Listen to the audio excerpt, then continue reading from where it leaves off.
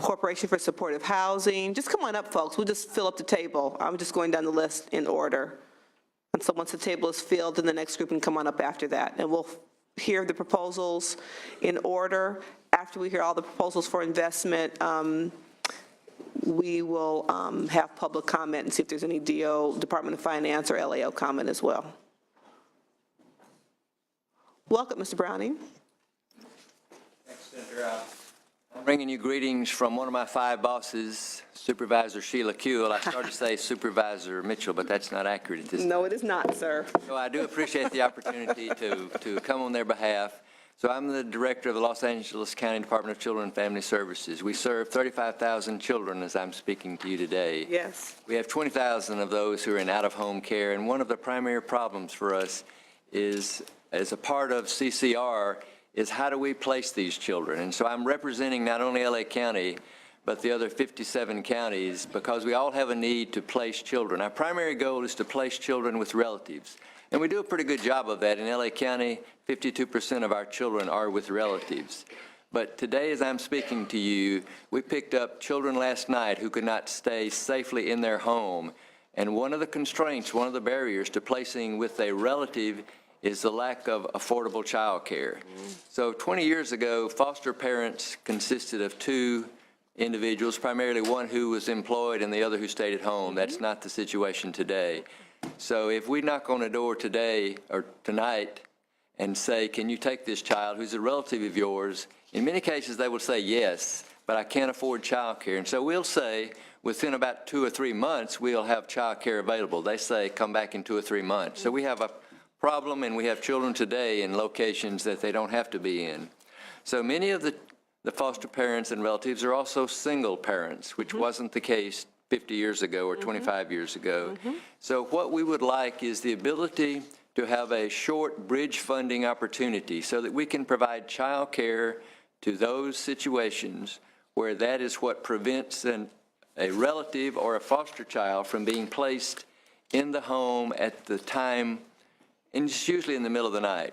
So when I came to the department 4 or 5 years ago, our biggest barrier to placing a child was the inability to tell if the relatives could pass a background check. So it took us 5 or 6 days to do that going through the Department of Justice. We've automated that process. We can do that in many cases within 30 minutes. So we're standing on the doorstep. We know this is a viable option, but we can't offer child care. So we're asking for just a small amount of child care funding, which would be available to actually place the child with the parent. We'd also like to have funding, which is included in this proposal from Supervisor Kuehl and others, to cover a navigation system that you're probably familiar with. How do we continue this service? And also for trauma-informed training. So many of our children are involved in situations which are traumatic, the least of which is being detained from their parents in the middle of the night. So we have about 10,000 detentions a year, which means we go into a home and say, this child can't safely stay there. So we remove that child. The ability to place that child with a relative or a foster parent would be greatly enhanced if we could have child care which is available. So thank you, ma'am. Thank you very much, and thanks for traveling up, and please give Supervisor Kuehl my regards in return. I'll do that. Mr. Mecca. Thank you, Madam Chair. Frank Mecca with CWDA, and we're in support of the Los Angeles County Child Care proposal, which is the bridge proposal. CWDA is also proposing trailer bill language that I'll call the to what proposal, because the Where? to where the bridge funding provides a short-term ability to get child care to a family until they can get child care from the broader subsidized child care. And that short term is 6 months. Up to. If it takes that long, we hope that it would not. We have trailer bill language that we've offered to the committee and to the administration that would clarify a couple of things with respect to the priority foster parents get out of the broader subsidized child care market. The first thing it would do would be provide for continuity of care for children who are receiving care under the at-risk designation. So let's say we have a child who is in a good child care program and they're with a biological parent that we're working with. Something happens and the child has to be removed. our language would say, if we remove that child and place them into foster care, we're not going to rip them out of their child care placement. So at least there's some continuity in the child development and the care associated with that child. So that's one aspect of the language. The other thing, though, the trailer bill language would do would be to clarify that the foster care reimbursement that we provide to a foster parent isn't income for purposes of calculating the foster parent's income eligibility. We think that that payment is not appropriately attributed as income, but the way under CDE regulations it's being treated now, it's actually resulting in foster parents staying on the waiting list longer because that income is assumed available to them, when in reality it's not even meeting the basic needs of the care for that child. So we think this is a very narrowly crafted trailer bill language that's consistent with legislative intent and that would make the bridge proposal that much more effective, would allow us to get kids with families and relatives where the legislature and everyone wants them to be. Thank you very much. Appreciate the testimony, and we'll be holding that item open as well. Let's move on to the CSEC mandates. Mr. Mecca? Thank you, Madam Chair. CWDA is also proposing to the administration and to the legislature an augmentation of the CSEC program. Mr. Lightbourne pointed out in his testimony that when the legislature passed SB 855, he basically said that children who are trafficked sexually aren't criminals, they're victims. And we want them served in the system that treats victims of abuse, not in the system that treats criminals or the perpetrators of abuse. And you provided some startup funding so that counties can begin to build the services infrastructure, training, specialized caregivers, survivor-led community-based agencies that help us intervene to break the bond between the trafficker and the victim. The Department of Social Services, I think, did a smart thing in the way they administered that money. They said, let's take the counties that have the highest known CSEC impact, although those statistics aren't great, but from what we know, where do we think the highest impact is? And which counties do we think are further enough along to start building that infrastructure and let them go? So the state provides some money to those counties, that first cohort of counties, to build the CSEC infrastructure. The tier one that the director just talked about. The rest of the counties received a small amount of money, but an amount of money that did a good thing, in that those counties used those funds to build the partnerships across the various service providers, the protocols. What does child welfare do? What will behavioral health do? How does the sheriff interact? How do local law enforcement? What's the DA's responsibility? Building those local protocols. And beginning to think about then how can we build a service system assuming funds are forthcoming.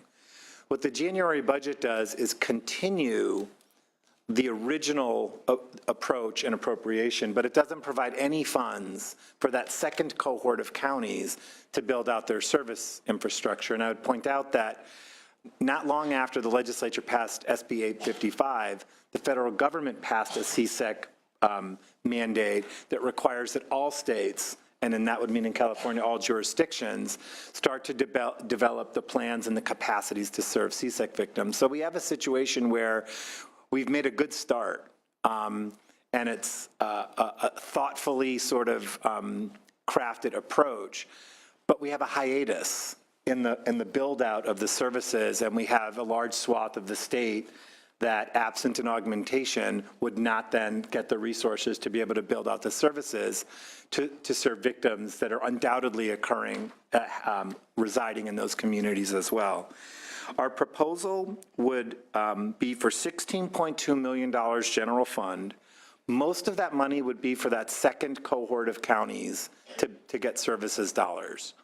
A very small amount of those funds, about $400,000, would be for targeted increases to the first cohort of counties that we believe really have funding that's disproportionately small given their high CSEC impact. And it would also provide $3.5 million to the state's social worker training budget to be able to provide specialized training to social workers on the identification and the intervention for victims of child sex trafficking. I appreciate it's not in this proposal before us, but is there a vision or plan? Because if we're looking at the Tier 1 counties, of which there are 18 Tier 2 counties, according to the agenda, there are 22 counties, I believe I saw. Will there be future requests and plans for kind of the next iteration of Tier 1, Tier 2, where we get a balance of the counties in the state kind of in the loop? That is the vision, although those counties, many of them are small and probably have an economies of scale issue to be able to build out a service system all their own. So looking at regionalizing services or partnering with adjacent counties that might be larger, for those counties that are probably much less significantly impacted by the sex trade. 40 counties are. They really make up the eye of the storm. Yeah. Okay. Yes. Thank you. Okay, thank you very much. Senator, Yes, I just have one point on. please. We have these situations occur every night where we pick up a child, or a police officer or the sheriff brings us a child, sometimes 10, 11, 12, 13. This is a very expensive population. It's a small population in terms of our 35,000, and while we have about half the kids that are under 5 who need child care, we have a large number of these adolescents who need a very specialized program, and we don't have any, as far as I'm concerned, in California. We're sending young girls 1,000 miles away to very intensive programs. We need to build an infrastructure in California, the largest state in the nation, and we don't have it. So I would support Mr. Mecca's proposal, but say this is not enough. We're going to need this in the future. So thank you. We've had this conversation, and I agree with you. Now, pardon my naivete. Is LA County in Tier 1 or Tier 2? We're in the tier that got money. That's 1. That's the tier to be in. Okay. All right, thank you. I appreciate your bringing LA County's perspective into that. Thank you very much, Mr. Mecca. Let's move on to Sharon Rapport with the Corporation for Supportive Housing to talk about housing, child welfare, involved families experiencing homelessness. Good morning, Madam Chair. Sharon Rapport with the Corporation for Supportive Housing. Bringing Families Home is a $10 million budget item that would match county funding to end homelessness for about 500 child welfare-involved families experiencing homelessness. We know one of the biggest tragedies of homelessness among families is that there is this huge correlation with the child welfare system. And the fact is that about 1/3 of all child welfare-involved families could be reunited if they had a safe and stable place to live. Though both the child welfare system and the homelessness systems intersect, we really do not have an alignment between these two systems.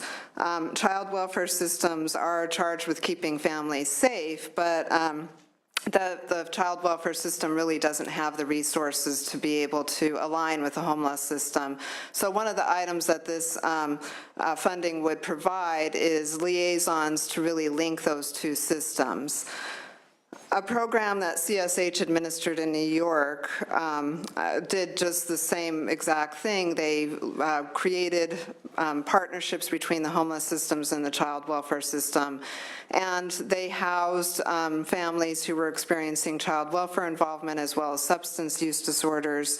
And among those families who were housed, the families saved about 187 days in foster care. They were able to move, they were able to reunite with their children much more quickly, and the study was based on a comparison group of families who remained homeless, so we know it was pretty accurate. Under Bringing Families Home, DSS would select counties to participate based on a competitive process, and counties would use existing systems to assess a family's need for the type of housing intervention that they require to exit homelessness permanently. The proposal would prevent a child's lifelong lifelong experience with the child welfare system. And we know that a child's experience with child welfare system eventually has a much greater likelihood to lead them to be homeless as adults. So we're trying to end the cycle of homelessness among these families. Thank you very much for your consideration. Thank you very much, appreciate it. We'll move on to the fourth proposed investment. Oh, and let me just say also, as it's reflected in the agenda, that an unspecified amount of the Bringing Families Home program is also included in the Senate's proposal, No Place Like Home. So hopefully we'll be able to get some traction there this year. Let's move on to the Chafee Education and Training Voucher, the ETV grants to all eligible foster youth. Yes. Hello and good morning. My name is Alexis Berries. I'm a former foster youth, an AB12 graduate, and also a student at American River College. I'm here today on behalf of the John Burton Foundation to ask for the subcommittee's support for a proposal to expand access to the Chafee Education and Training Voucher. The Chafee was established in 2002 to help a small but vulnerable group of youth succeed in college, the youth who are in foster care on or after their 16th birthday. For these youth, college is largely out of reach. By the age of 26, just 8% will have an associate's degree or higher as compared to 46% of the same age peers. For youth in foster care at age 16, there is no 529 college saving plan to turn to and no family to live with or to offer financial support. They are on their own. I know this because I was in foster care. In spending 18 years in foster care, I experienced over 9 different home placements and 6 different school changes. This caused me to fall behind in my studies. As a junior in high school, I found myself behind in credits and not on track to graduate. This was frustrating to me, and I felt like giving up. Despite how I felt, I pushed myself through to not only get back on track, but to get ahead. I graduated high school early. I enrolled into college right away, and then a new set of challenges arose. I found myself faced with financial burdens, such as rent, bills, and other emergencies. I had a part-time job at the time, but that did not pay very well.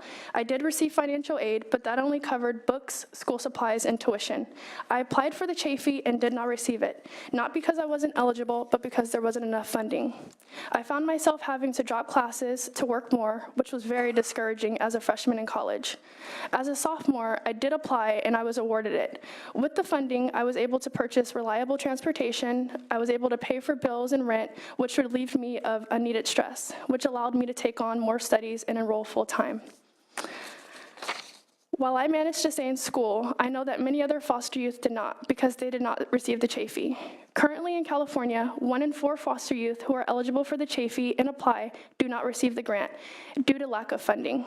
The current budget proposal would increase Chafee funding by $3.63 million and reconstructure the program so that all eligible foster youth who apply by September 2nd are granted and receive a grant. So in closing, I would like to thank you for listening to my story, and I urge the support of this important proposal because I believe that every foster youth should have a fair and equal chance at higher education, and this would set the stage and allow us to focus on being more successful in our studies. Thank you. Thank you very much, Alexis, for coming. We appreciate you. We're going to hold that item open. We'll move on to pregnancy prevention among foster youth. Good morning, Madam Chair and Senator Monning.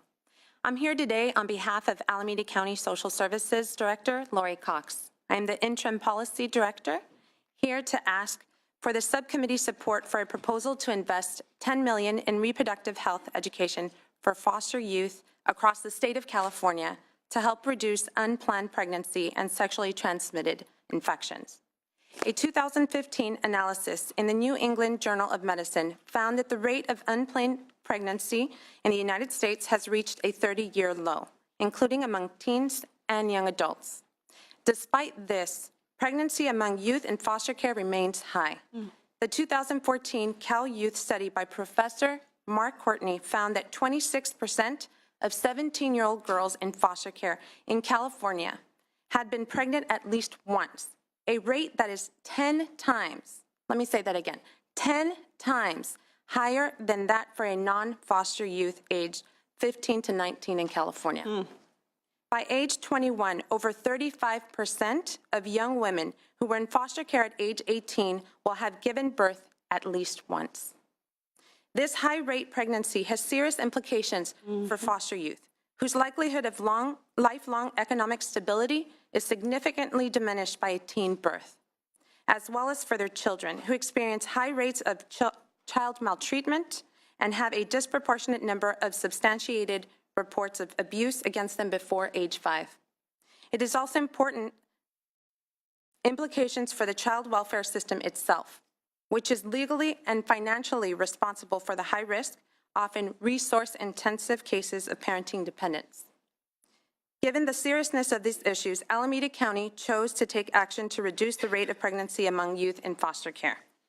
In 2012, Alameda County and 4 other states were awarded the opportunity to participate in an 18-month institute to learn about evidence-based curriculum called Making Proud Choices, also known as MPC, and to engage in the 18 months of planning to integrate the delivery of this curriculum into our child welfare system.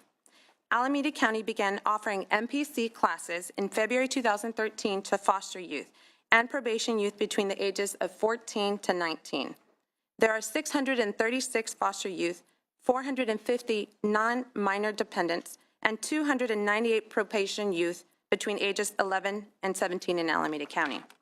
Our trainings are held at 2 independent living programs, the Juvenile Justice Center, Camp Sweeney, kinship centers, group homes, treatment centers, and the Alameda County Office of Education, Pregnant and Parenting School, and youth serving organizations.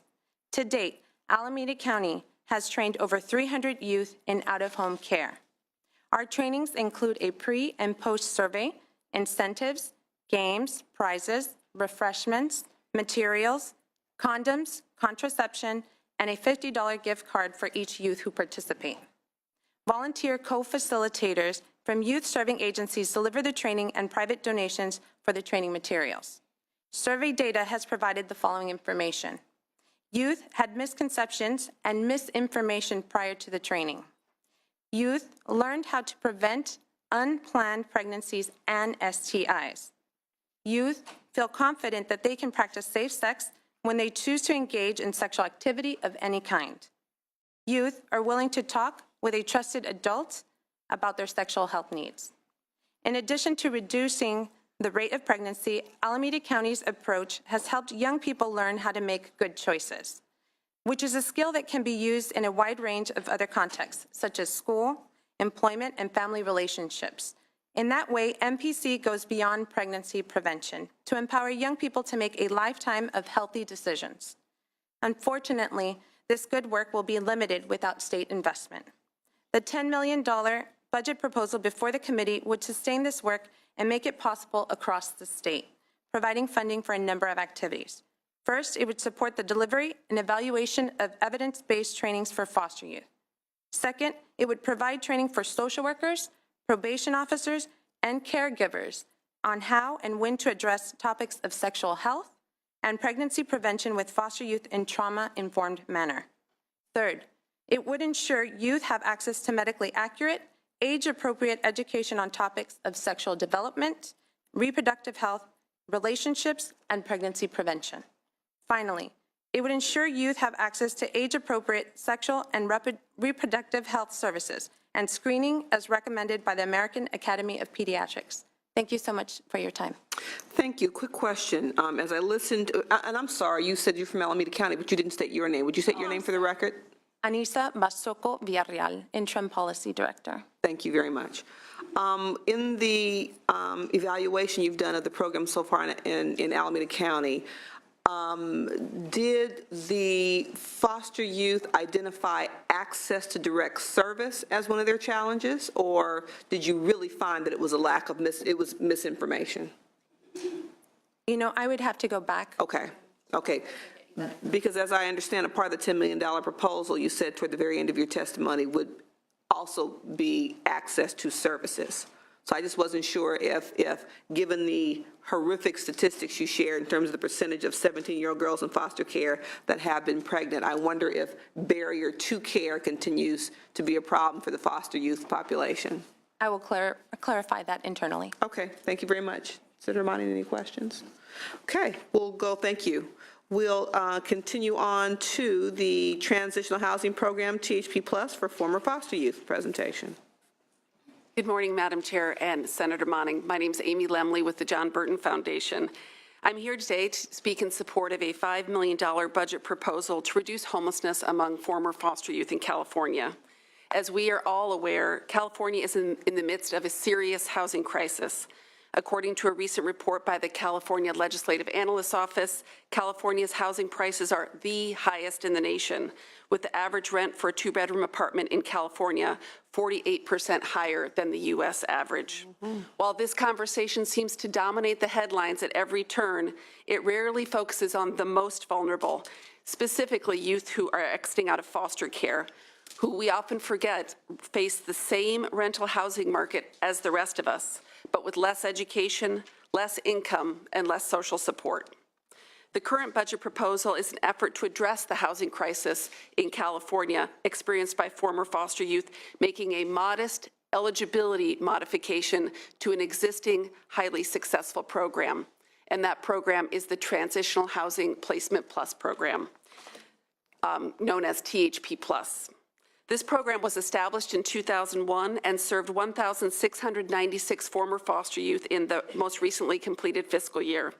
It's been evaluated annually and consistently shown that youth who participate increase their rates of employment as well as their monthly earned income. Most importantly, 86% of young people exit the program to safe, stable housing.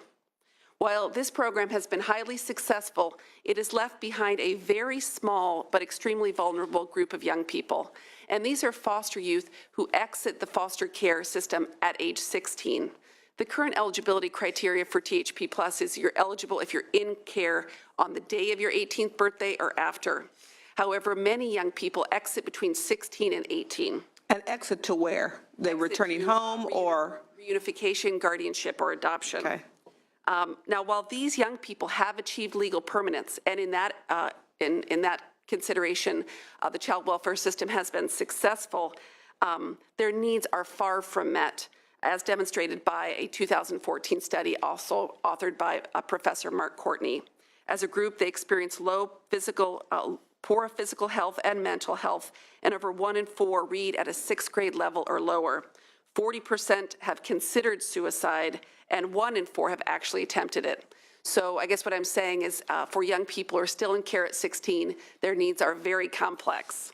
And these challenges do not appear because they achieve the legal definition of permanence. So while we are doing an important part of the job by exiting them to foster care to achieve legal permanence, they're very much at risk and in need of support.